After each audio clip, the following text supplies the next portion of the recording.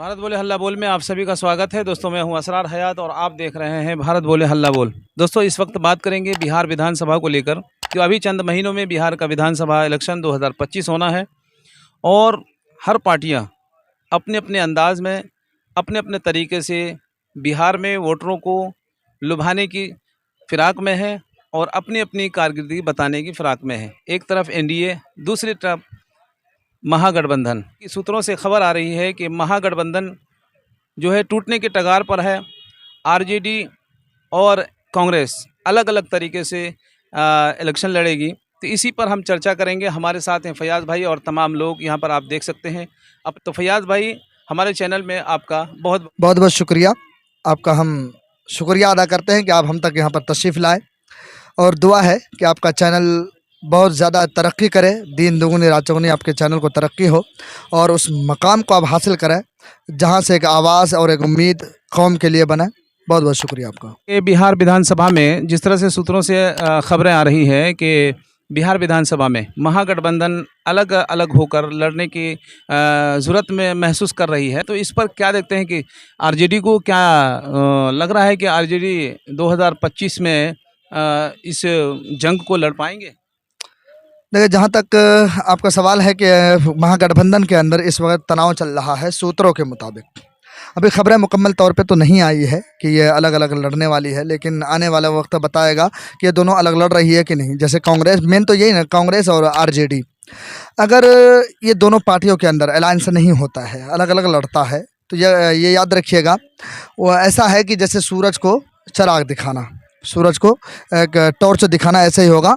ये दोनों बीजेपी के सामने खड़ी हो, क्योंकि बीजेपी इस वक्त जो है बिहार के अंदर मजबूत है, एनडीए मजबूत है क्योंकि एनडीए की हुकूमत है। अगर तेजस्वी यादव या राहुल गांधी, क्योंकि कांग्रेस के राहुल गांधी को ले लीजिए और तेजस्वी यादव दोनों युवा हैं, अगर ये दोनों एक इसमें है कि हम अलग अलग लड़ेंगे तो हमें फ़ायदा होगा, तो मेरे ख्याल से बड़ा नुकसान उठाने वाले हैं और सत्ता में दूर दूर तक नज़र नहीं आएंगे ये दोनों।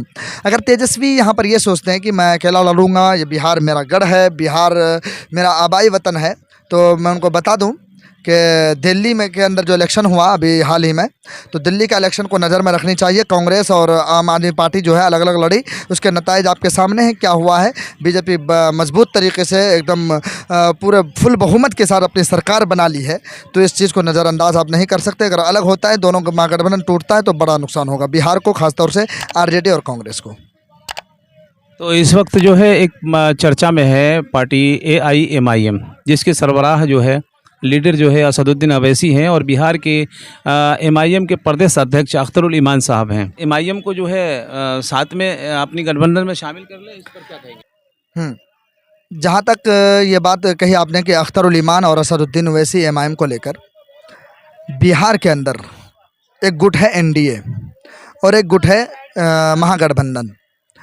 एनडीए के अंदर तो MIM तो नहीं आएगा, ये बात तय है।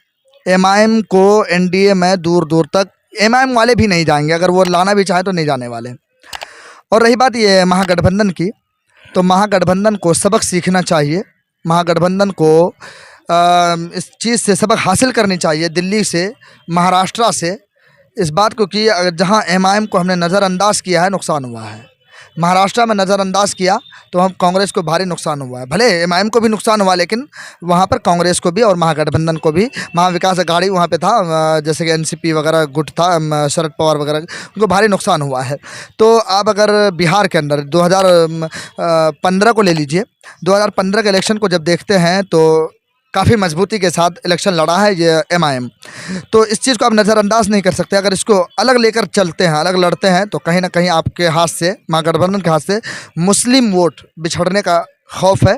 तो चाहिए ये कि MIM को भी साथ लें।